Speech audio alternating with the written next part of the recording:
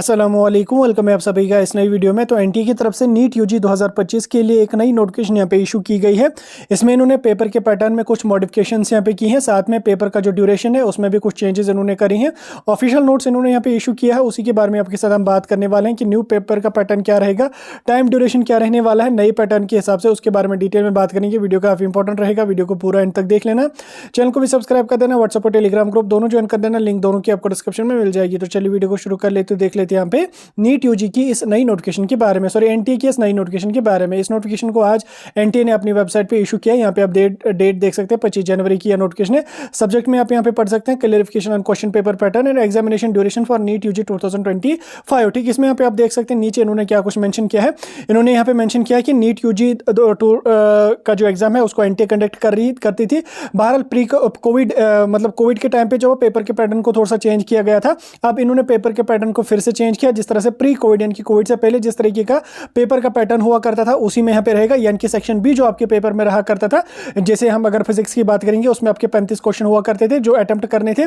Then उसके बाद आपको सेक्शन बी में 15 क्वेश्चन होते थे। उन 15 क्वेश्चन में से आपको कोई भी 10 क्वेश्चन अटेम्प्ट करने थे, 5 क्वेश्चन को आप स्किप यहाँ पे कर देते थे, तो यानी कि उससे पेपर थोड़ा सा इजी यहाँ पे बन जाता था। तो वो आपका सेक्शन भी यहाँ पे रहता था, लेकिन अब उस चीज़ को इन्होंने यहाँ पे खत्म किया है। जिस तरह से प्री कोविड के टाइम यहाँ पे हुआ करता था उसी तरह से अब रहेगा। अब आपका जो पेपर रहेगा वो यहाँ पे आपको जो है वो मतलब जैसे फिजिक्स की अगर मैं बात करूँ तो उससे यहाँ पे आपके जो है वो 60 क्वेश्चन, उससे यहाँ पे आपके 60 नहीं 45 क्वेश्चन पूछे जाएंगे फिजिक्स से। केमिस्ट्री से 45 डायरेक्टली क्वेश्चन पूछे जाएंगे। बायो से आपको जो है वो 2 पैटर्न में पूछा जाएगा, एक जोलॉजी एक बॉटनी।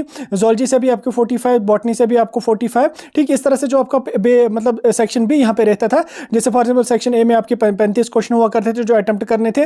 सेक्शन बी में आपको जो वो 15 क्वेश्चन थे, उन 15 में से आपको 10 कोई क्वेश्चन अटेम्प्ट करने थे।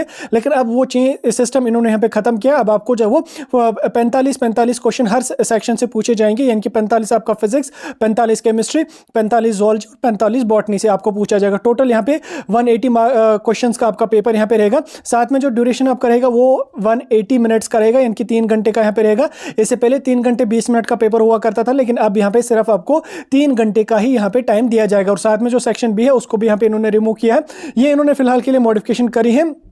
तो इसमें जो आपके 180 क्वेश्चन है वो सब के सब आपको अटेम्प्ट करना कंपलसरी है। सेक्शन बी में आपको इंटरनल चॉइस हुआ करती थी, तो उसको इन्होंने यहाँ पे खत्म किया। ठीक, प्री कोविड में जिस तरह से हुआ करता था उसी तरह से यहाँ पे आपका रहेगा। और टाइम का ड्यूरेशन आपका आप 3 घंटे रहेगा। इससे पहले जो है वो 3 घंटे 20 मिनट हुआ करता था आपका पेपर का ड्यूरेशन। ठीक, ये सारी चेंजेस एनटीए ने यहाँ पे करी है। बहरहाल जो नोट्स आ रहा है हम आपको जो वो उस नोटिफिकेशन को डिटेल में डिस्कस करते रहते हैं। फिलहाल के लिए अभी ये नोटिफिकेशन आई थी, मैंने आपको समझा दी, बाकी टेंशन लेने की कोई जरूरत नहीं है। सेक्शन बी को इन्होंने रिमूव कर दिया और टाइम में जो वो पेपर में 20 मिनट का टाइम इन्होंने घटा के 3 घंटे का टाइम यहाँ पे आपको दिया जाएगा। ठीक, बहरहाल मैंने आपको समझा दिया। कोई डाउट होगा कमेंट सेक्शन में पूछ सकते हैं।